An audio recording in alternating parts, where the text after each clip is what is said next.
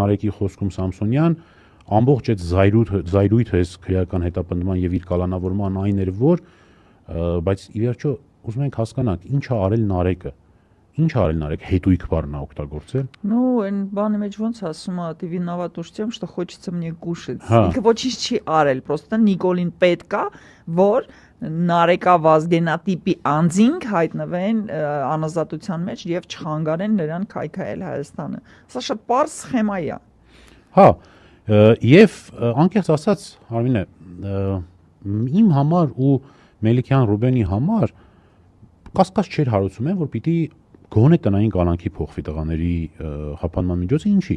որովհետև նույն Նարեկի գործով վերաքննիչ դատարանը արձանագրել էր, որ Մասիս Մելքոնյան, դատավոր Մասիս Մելքոնյանի կողմից թույլ է տրվել դատական սխալ, խախտվել է Նարեկ Սամսոնյանի իրավունքները եւ նրան սխալ են կալանավորել։